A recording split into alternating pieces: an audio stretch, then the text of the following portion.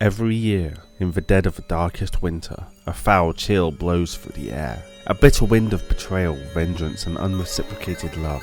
Each year a being of iced veins returns to haunt the people of Terraria. One whose heart was long ago frozen solid, so that they may only exist within the frigid wastes. A queen once part of an all-powerful family, but now reduced to inflicting her own pain on as many as she can. However, in the deepest parts of the coldest winters, she is not the only thing there is to fear. Gods had begun. Humanity had all players deep and challenging. Different is less likely to get me horribly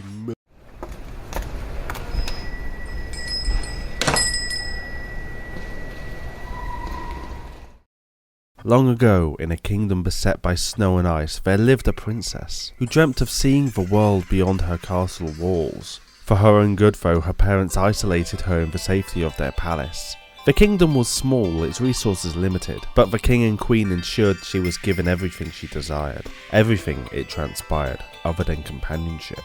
With her parents constantly on the business of monarchy, ensuring their small corner of Terraria would not completely freeze over, the princess was alone, bar the servants who dared not speak directly to royalty.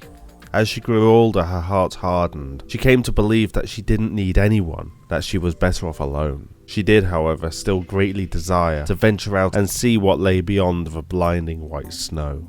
At last, after years of entrapment, she could not take the isolation any longer, and so, one evening, once the servants had retired, secretly ventured out. For all the time she had watched it fall, melt away and fall again, she had never actually touched snow. Its sharp, stinging chill was unexpected but not wholly unpleasant. It was a new experience of such she had desired for so long, and only spurred her to move further into the encroaching night.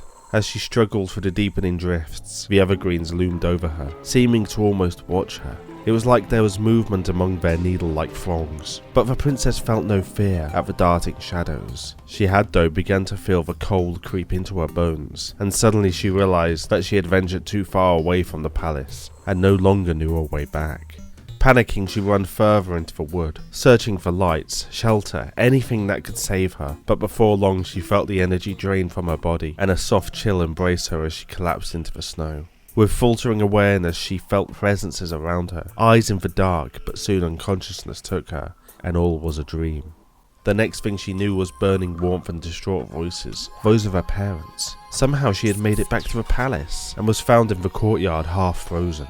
Her parents decided that it had been wrong of them to leave her alone, and ordered one of the servant lads to remain with her during her recovery, if for no other reason than to make sure she remained indoors. This would not stop her though, for she knew she had not made it home by herself, and no one could have found her. No, she needed to return to the forest, to find what had saved her.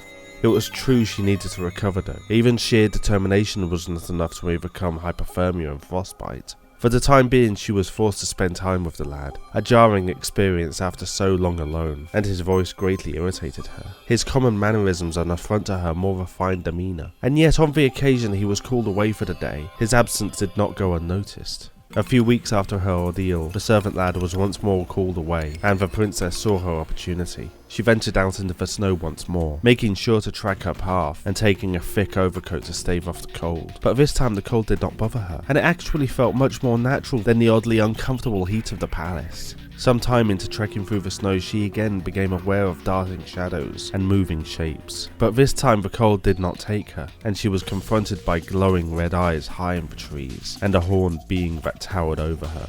In her time alone, the princess had read many books, and knew the legends of enchanted forests, and the creatures that dwelt within. Elves, wisps. But this was different.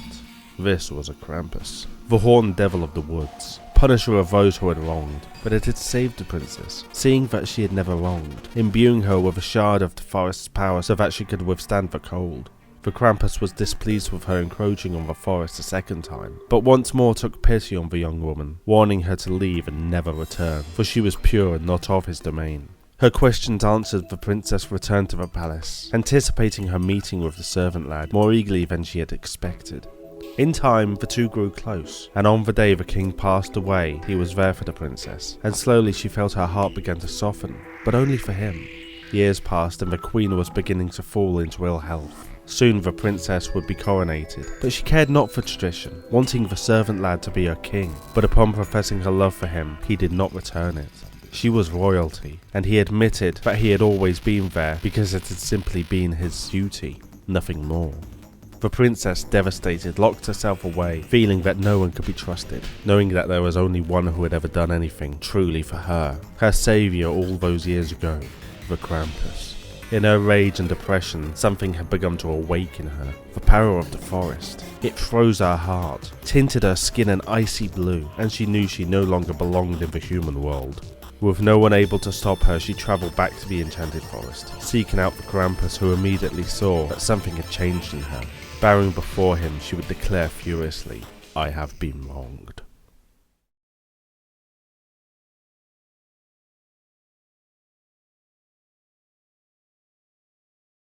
Hey everybody, I hope you enjoyed that video. If you did, feel free to leave a like and subscribe so you'll be the first to know about my future videos. And don't forget, I've got a Patreon and merch store. I think that's about it, so have a great day and I'll see you later.